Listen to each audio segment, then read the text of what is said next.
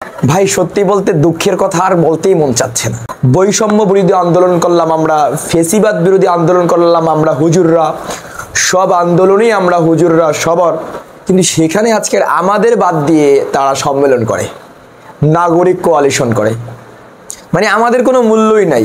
বলে সিন্নি খাইলা যার জন্য তারা চিনলা না, ব্যাপারটা হচ্ছে এখানে। আপনারা দেখছেন যখনই হাসানাত আবদুল্লাহরা, সার্জিস আলমরা যখনই এই ফেসিবাদ বিরোধী আন্দোলনের জন্য, আওয়ামী লীগকে নিষিদ্ধকরণের জন্য ওরা আন্দোলন ডেকেছে, ইসলামী আন্দোলন বাংলাদেশ, হেফাজত ইসলাম বাংলাদেশ, সর্বোপরি হুজুররা টুপি মাথায় দিয়ে, পাগড়ি মাথায় দিয়ে আন্দোলনে নেমেছে।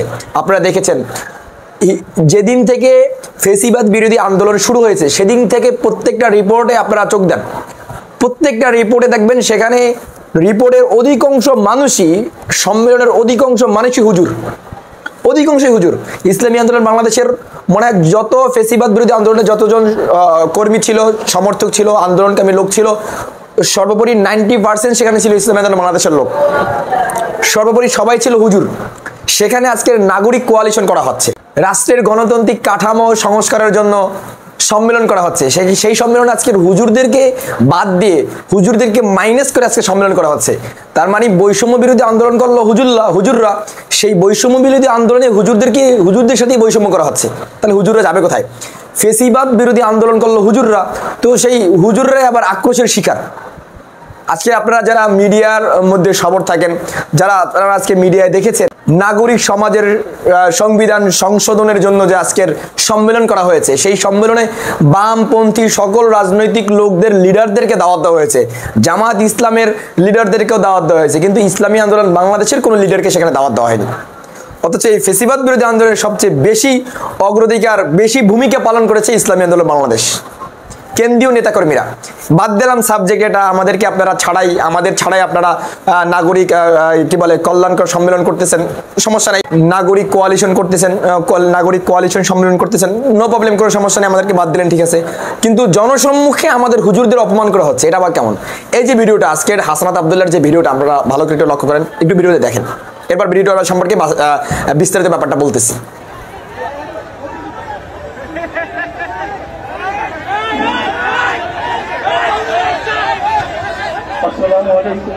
উনি হইল মুনতাসির আহমদ, ইসলামী ছাত্র আন্দোলন বাংলাদেশের কেন্দ্রীয় সাধারণ সম্পাদক পদে উনি আছেন। তার মানে বাংলাদেশের উল্লেখযোগ্য যত ছাত্র সংগঠন আছে এর মধ্যে ইসলামী ছাত্র আন্দোলন বাংলাদেশ অর্থাৎ পীর সাহেব চরমনায়ের অঙ্গ সংগঠন, ছাত্র সংগঠন ইসলামী ছাত্র আন্দোলন বাংলাদেশ অনেকটা উপরের লেভেলে আছে। জনসমর্থন বলেন, সদস্য বলেন, কর্মী বলেন, এবং মাঠে ময়দানে সব সময় সক্রিয় বলেন, এই দিক দিয়ে ইসলামী আন্দোলন বাংলাদেশের অঙ্গ সংগঠন ইসলামী ছাত্র আন্দোলন বাংলাদেশ অনেক এগিয়ে। সেক্ষেত্রে আজকের ইসলামী ছাত্র আন্দোলন বাংলাদেশের সাধারণ সম্পাদক উনি যেহেতু সেই শুরু থেকে ফেসিবাদ বিরোধী আন্দোলনে উনি সক্রিয় ছিলেন, ভালো ভূমিকা পালন করছেন, সামনের ভূমিকা পালন করছেন, সেক্ষেত্রে উনি যে কোনো সম্মেলনের সামনে থাকতেই পারেন, বা এমনটা হয়নি যে উনি ঠেলে ঠুলে সামনে গিয়েছেন, বরং ওনাকে সামনে দেওয়া হয়েছে। সেখানে কেমনে একজন নারী ওনার জামা ধরে টান দেয়, ওই হুজুর বলে চিল্লায়, কেমনে সম্ভব এগুলো ভাই?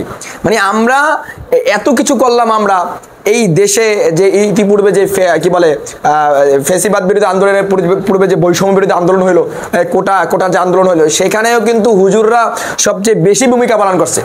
তো হুজুররা এত কিছু করলো, হুজুররা শহীদ হইলো, হুজুররা সামনে এগিয়ে বুকে গুলি খাইলো, সব করলো, সেখানে হুজুরদের সবকিছুতে আপনারা কেন মাইনাস করেন ভাই?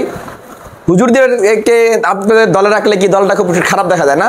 মাঝখানে সবাই মাশাআল্লাহ দাড়ি টুপি বিহীন, সে মাঝখানে আবার একজন কাবাব মে হাড্ডি চলে আসবে দাড়ি টুপিওয়ালা, তাহলে ব্যাপারটা খুব সুন্দর দেখাবে না? না, এটা আপনাদের গণতন্ত্রের শিক্ষা না, এটা আপনাদের বৈষম্য বিরোধী আন্দোলনের প্রতিক্রিয়া, তাই না?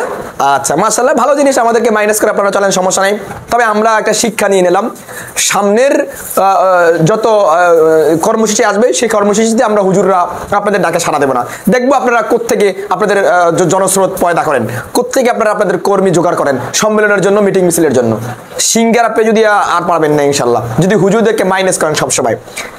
তো হাসানাত আবদুল্লাহ, ওনার কাছে রিকোয়েস্ট করব, আপনি দ্রুত ইসলামী ছাত্র আন্দোলন বাংলাদেশের সাধারণ সম্পাদক মুনতাসির আহমদের কাছে ক্ষমা চাবেন, প্রকাশ্যে ক্ষমা চাবেন। আপনি যে আচরণটা করেছেন, আপনার আচরণ দেখে বাকি আপনার যারা ফ্যান ফলোয়ার ছিল তারাও কিন্তু ওনার সাথে বাজে বিহেভ করেছে। এজন্য আপনার এবং আপনার ফ্যান ফলোয়ার সবাইকে সহ ওনার কাছে ক্ষমা চাইতে হবে, নাম্বার 1। নাম্বার 2, আপনার যে এই যে এরাই তো সব কিছু, তো এরাই আপনারা যে নাগরিক কোয়ালিশন যে কি না কি একটা করেছেন, সেখানে গণতান্ত্রিক রাষ্ট্রের সমাজের সংস্কার নিয়ে যে আপনারা প্রস্তাবনা দেওয়ার জন্য এক সম্মেলন করেছেন, সেই সম্মেলনে আপনারা ইসলামী আন্দোলন বাংলাদেশে কাউকে দাওয়াত দেননি, হেফাজত ইসলাম বাংলাদেশের কাউকে দাওয়াত দেননি।